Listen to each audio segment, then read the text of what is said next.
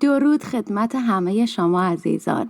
به کانال یوتیوب امید جاویدان خوش آمدید. مرسی که در این کانال منو همراهی میکنین. برای تشویق من اگر که مایل هستین البته منو تشویق کنین، لایک، سابسکرایب و کامنت رو فراموش نکنین.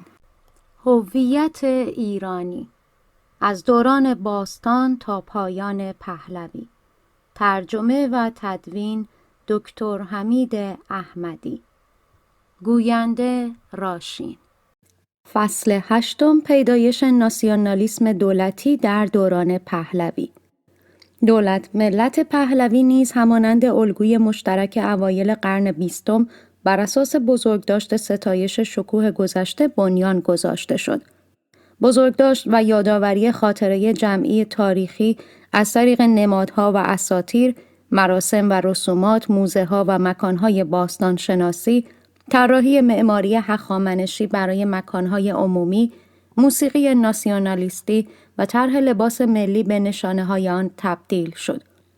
در این دوره نوشته‌های در حال پیدایش تاریخی ناسیونالیستی از تأکید بر تداوم تاریخ سنتی دست کشیدند و بر تداوم تاریخ واقعی با تأکید بر دوره هخامنشی به منزله ریشه سیاسی دولت انگشت گذاشتند. این بازشناسی تاریخی دوران هخامنشی به کمک دانشمندان غربی از سوی کسانی که تحت تأثیر سنت اروپا محوری و مدرنیستی قرار دارند اغلب بد تعبیر می شود و آن را به نحوی مطرح می کنند که گویی کل تاریخ سنتی ایران ابداع یا تخیل پردازی شرق شناسان است.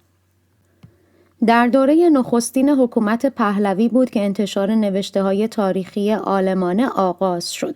اثر پیشتاز حسن پیرنیا درباره تاریخ باستانی ایران، کتابچه درسی عباس اقبال آشتیانی درباره ایران از ظهور اسلام تا فروپاشی قاجار و اثر عبدالله رازی درباره تاریخ ایران از دوره باستان تا سال 1316 شمسی متون اساسی تاریخ واقعی ایران از دوره باستان تا دوره مدرن را تشکیل می‌دادند.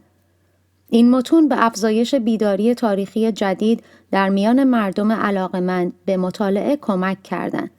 علاوه بر این تعدادی از دانشمندان ایرانی بین ایران پیش از اسلام و ایران اسلامی دوره میانه یک تداوم فرهنگی پیدا کردند.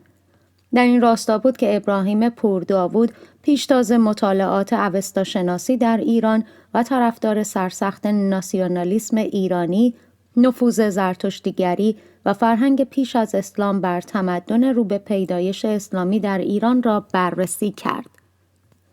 او می گفت سرزمین، نژاد و زبان ما برای چندین هزار سال همچنان باقی مانده است.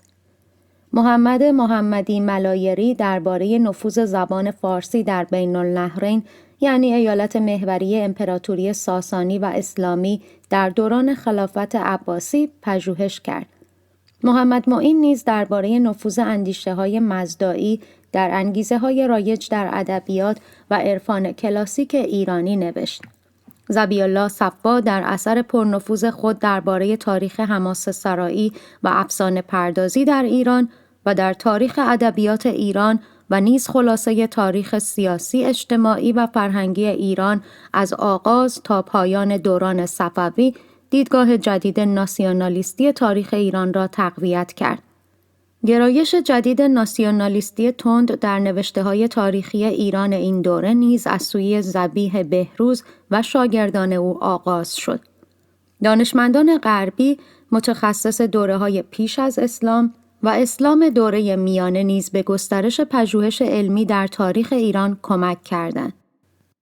ایگناک گلدزیهر، ارنست هرتزفلد، ولادیمیر مینورسکی، برتولد اشپولر و ساموئل اشترن از جمله کسانی بودند که در این زمینه سهم بسیار مهمی داشتند.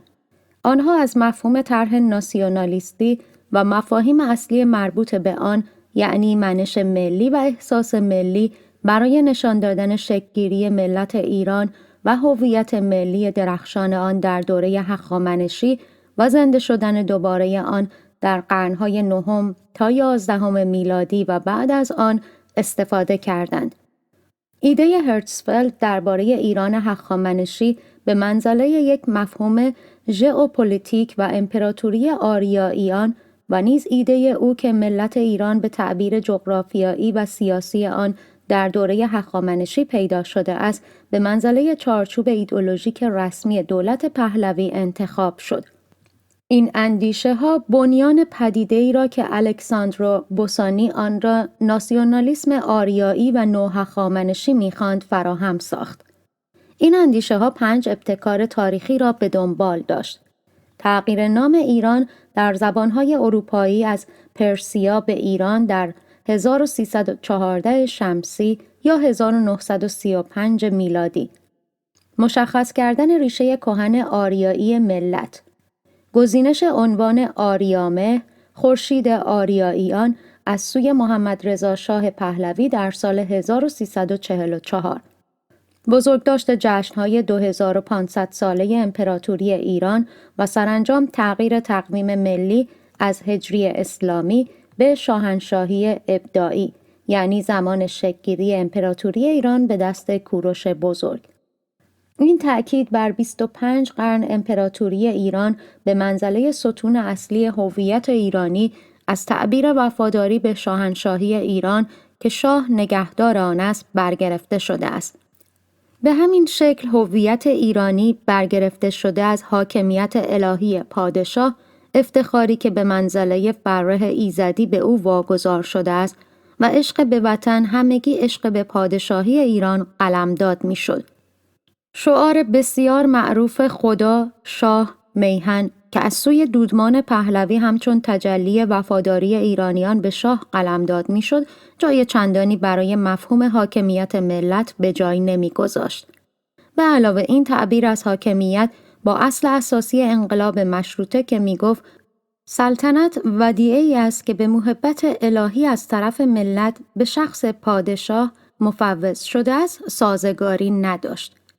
دوران پهلوی نه تنها شاهد پیدایش و رشد یک دولت ملت برخوردار از یک سیاست ملی آشکار بود، بلکه پیدایش حس یک آگاهی ملی را در پی داشت که تلاش می‌کرد احساس تعلق به یک ملت مدرن را با تاریخی با شکوه به درازای بیش از 25 قرن تقویت کند. پخش و انتشار گسترده ایده ایران به بخشی از یک مبارزه گسترده برای افزایش سطح سواد، رشد سریع شهرنشینی و ارتباطات به پیدایش یک طبقه متوسط و گروه شهری تحصیل کرده و همچنین شکل‌گیری یک بازار ملی منجر شد. تاریخ و زبان دو پایگاه مهم شکل‌گیری ناسیونالیسم دولتی مدرن در دوران پهلوی بودند. برنامه تاریخی شامل تأکید بر دوران هخامنشی و تشویق بازکاوی‌های باستانشناسی از سوی باستانشناسان آمریکایی و اروپایی میشد. بنیانگذاری موزه باستانشناسی در تهران، موزه ایران باستان، ساختن بناهای عمومی با نقش‌های دوران هخامنشی و بنیانگذاری انجمن آثار ملی بخشی از این تلاش‌ها به شمار می آمد. علاوه بر این در این دوره یک جریان ناسیونالیستی در موسیقی ایرانی نیز تشویق شد. چهره‌های اصلی این جنبش علی نقی وزیری و سید جواد بدیع‌زاده بودند. وزیری چندین مارش برای بسیج نسل جوانتر برای خدمت به ملت تنظیم کرد. سرود به سوی تخت در زمان تاجگذاری رضاشاه تنظیم شد. بدیع‌زاده آوازخوان مشهور و خواننده و آهنگساز پرکار سرودهایی را در ستایش شکوه گذشته و اکنون ایران ساخت. این سرودها که در برلین ضبط می‌شدند به نحو گسترده‌ای در میان طبقات متوسط رو به رشد ایران که به گرامافون دسترسی داشتند توزیع می‌شد.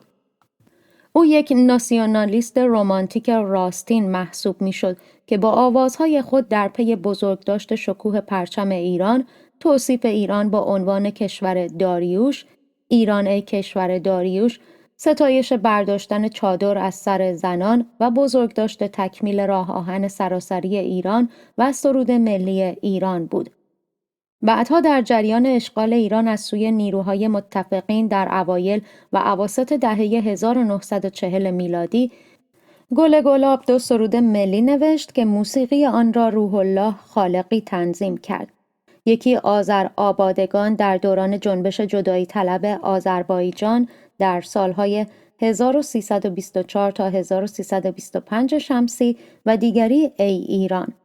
سرود دوم در میان ایرانیان متعلق به پیشینه و گرایش‌های سیاسی گوناگون از شهرت بسیار زیادی برخوردار شده است. سیاست زبانی دولت بر آن بود تا زبان فارسی را با زدودن کلمات عربی و دیگر کلمات خارجی پالایش کند. ایده پالایش زبان فارسی از عربی در نیمه دوم قرن 19 به دست گروه کوچکی از روشنفکران ناسیونالیست رمانتیک آغاز شد. نخستین تلاش سیستماتیک برای یافتن کلمات فارسی برای واژه‌های فنی جدید، اما نه به منظور پالایش زبان فارسی، در آستانه انقلاب مشروطه روی داد و به شکل‌گیری مجلس آکادمی انجامید که در سال 1282 شمسی نشست‌های ماهانه برپا می‌کرد.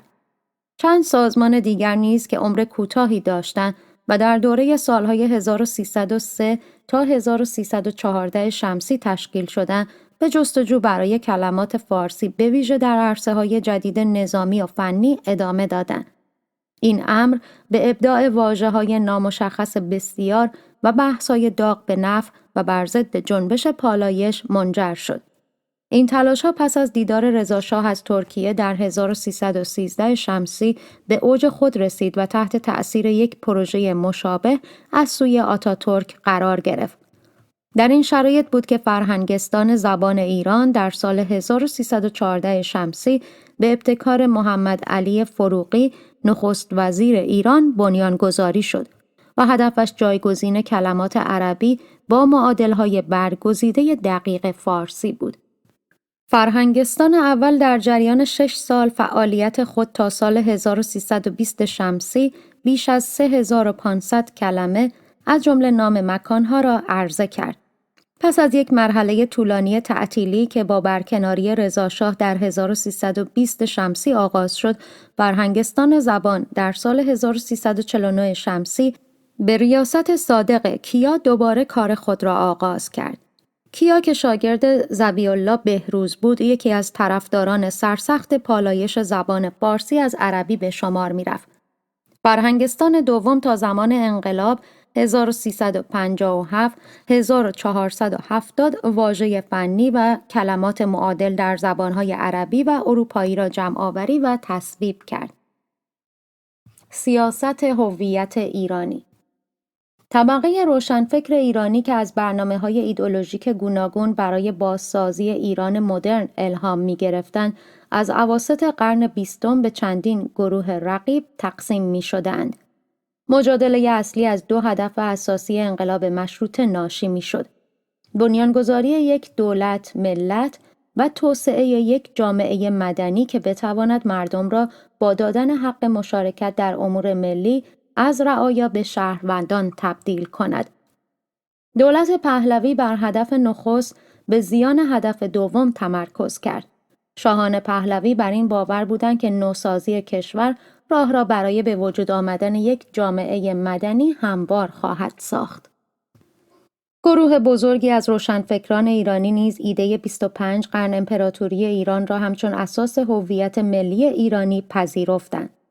دو نمونه برجسته از این روشنفکران در دوره‌های نخستین، یکی اعضای حزب رادیکال بودند که علی اکبر داور، معمار شکل‌گیری دولت پهلوی و نوسازی کشور، آن را بنیان گذاشته بود، و دوم گروهی از ایرانیان تحصیل کرده غرب که باشگاه ایران جوان را به ریاست علی اکبر سیاسی تشکیل دادند. گروهی از تکنوکرات‌های تحصیل کرده غرب نیز که خود را وقف آرمان ترقی و پیشرفت ایران کرده بودند، در حرکت به سوی رشد سریع اقتصادی و نوسازی کشور در سالهای دهه 1960 درگیر شدند و سازمان برنامه، بانک مرکزی و وزارت اقتصاد را اساس فعالیت‌های خود قرار دادند. با این همه ارگان‌های اصلی تبلیغاتی طرفدار ناسیونالیسم هخامنشی، احزاب سیاسی مورد حمایت دولت یعنی حزب ملیون، ایران جدید، مردم و رستاخیز بودند که همگی در فاصله سالهای اواسط دهه 1330 تا اواسط دهه 1350 در جهت تقویت مفهوم ناسیونالیست مثبت مورد نظر شاه تشکیل شدند. گروه دومی از روشنفکران توسعه یک جامعه مدنی را پیش شرط شکل‌گیری جامعه ملی می‌دانستند. آنها اندیشه‌های ناسیونالیستی لیبرال را دست کم می‌گرفتند و به همین دلیل به طرفداران ناسیونالیسم مردمی معروف شدند. هواخواه اصلی این شیوه از هویت ملی در اواسط قرن 20 جبهه ملی، ائتلاف سست بنیانی از سازمان‌های گوناگون به رهبری محمد مصدق بود که از دیدگاه‌های گوناگون طیف راست تا چپ سیاسی طرفداری می‌کرد. گروه سوم که تعبیر هویت ملی دولتی را به چالش می‌طلبیدند، در برگیرنده حامیان ایدئولوژی چپ بودند که خود را قهرمانان مردم ایران قلمداد می‌کردند. این گروه‌ها اغلب موضوع هویت جمعی ایرانی را از جنبه ملی آن به مردمان شکل دهنده آن تغییر می‌دادند و نه از ملت ایران بلکه از مردمان ایران که متشکل از ملیت‌های گوناگون بودند سخن می‌گفتند. به گمان آنها ایران کشوری چند ملیتی است که در آن باید حق اقلیت‌های قومی را به رسمیت شناخت. دیدگاه چپ نخست تحت تأثیر برپایی نظام جمهوری‌های اتحاد شوروی و هویت جمعی مردمان جمهوری‌های جنوبی قفقاز و آسیای میانه در دوره آغازین دهه 1920 تا فروپاشی شوروی در 1989 قرار گرفت. در حالی که سیاست داخلی اتحاد شوروی بر سرکوب پیوسته احساسات ملی در جمهوری‌های سوسیالیستی آن استوار بود، دستگاه تبلیغاتی شوروی جنبش‌های جدایی‌خواه در کشورهای دیگر را تشویق می‌کرد. تجلی این سیاست در عمل شکل‌گیری جمهوری‌های آذربایجان و کردستان ایران به کمک ارتش سرخ در 1324 و 1325 شمسی بود. تعبیر چهارم هویت ملی ایرانی یک برداشت مذهبی است. آیت الله مرتضی مطهری، علی شریعتی و مهدی بازرگان از هواخواهان اصلی هویت مذهبی ملی ایران بودند. از دیدگاه مطهری، ناسیونالیسم میانه‌رو و صلح آمیزی که به همکاری و روابط اجتماعی میان مردم می‌انجامد، با هویت ملی ایرانی اسلامی سازگار است. شریعتی ملت و ملیت را در رابطه با فرهنگ بررسی می‌کرد و بنابراین رابطه نزدیکی میان این واژه‌ها و مذهب می‌دید. به پیروی از این خط مشی گمان بر آن شد که در جریان 14 قرن پیش دو تاریخ اسلام و ایران آنچنان در هم ترکیب شدند که جستجوی یک هویت ایرانی بدون اسلام یا هویت اسلامی بدون حضور نیرومند ایران در درون آن امکان پذیر نیست. از دیدگاه شریعتی این دو عنصر ایرانی اسلامی هویت ایرانی را به وجود می آورند. او بر آن است که از خود بیگانگی فرهنگی و ملی را فقط می توان با تأکید بر ملت ایران و در عین حال حمایت از فرهنگ شیعه از میان برداشت. بازرگان در دوره حساس و بحرانی گذار میان سقوط شاه و پیدایش جمهوری اسلامی می نویسد: قرار دادن اسلام در برابر ناسیونالیسم ایرانی برابر با نابودی خودمان است. انکار هویت ایرانی و غیر مذهبی دانستن ناسیونالیسم بخشی از جنبش ضد ایرانی و کار ضد انقلابیون است. در پژوهش‌های اخیر از جمله در آثار حمید احمدی بر این نکته تأکید شده است که ضد دینی انگاشتن ملیت و هویت ایرانی یک گفتمان وارداتی غیر بومی و غیر ایرانی است که از جهان عرب به ایران راه یافته است. یافته‌های یک بررسی فرافرهنگی اخیر در مقایسه ایران، مصر و اردن در 1379 و 1380 شمسی می‌تواند به مسئله رابطه میان ملیت و مذهبی بودن مربوط باشد.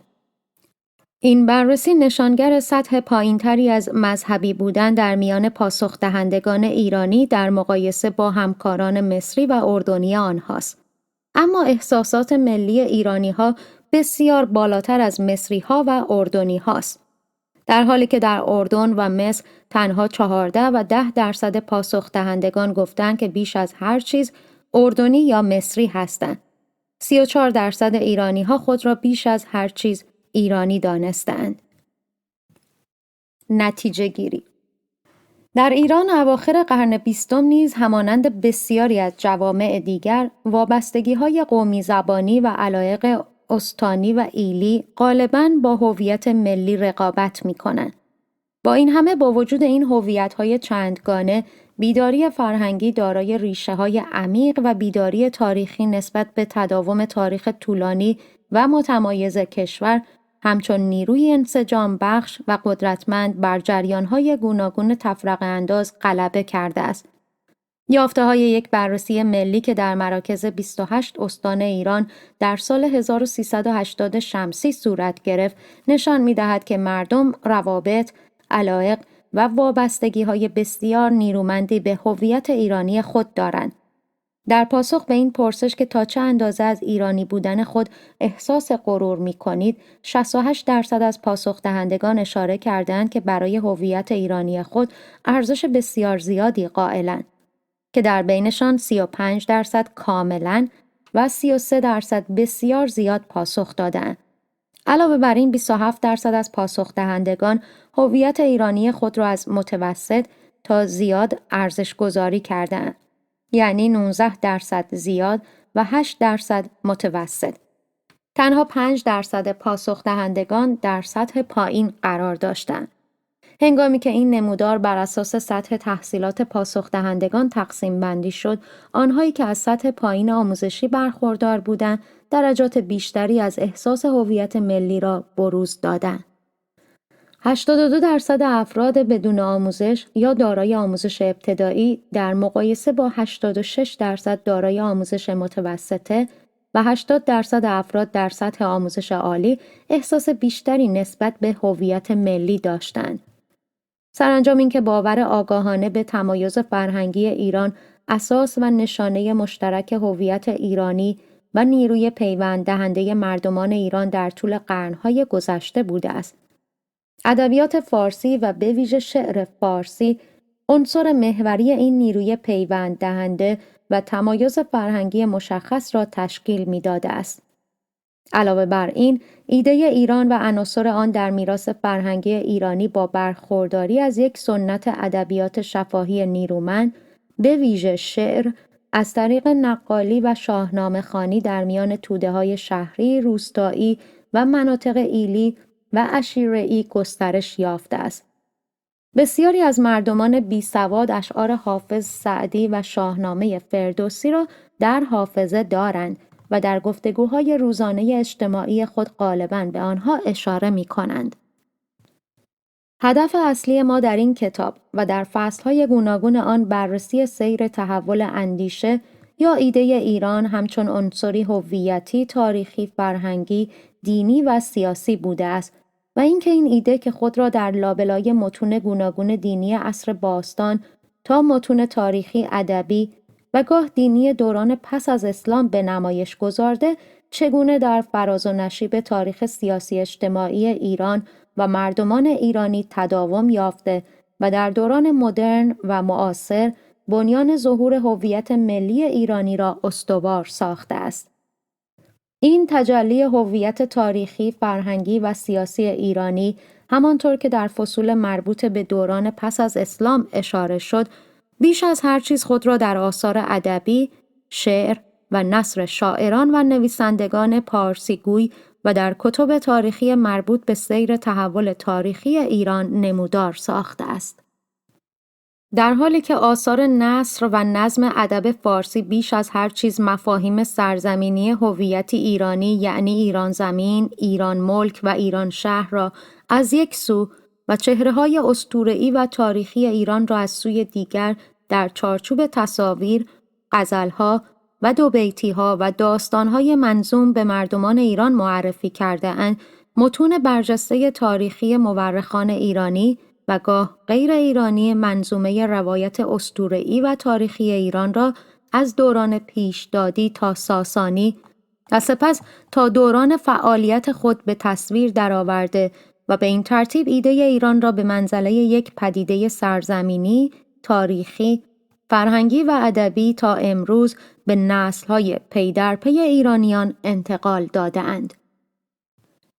بر اساس هویت ایرانی همچون یک پدیده تاریخی و سیاسی، نه محصول دوران مدرن، آنطور که روایت مدرن و پست مدرن میگوید، بلکه محصول قرنهای متمادی پیش و پس از اسلام بوده است.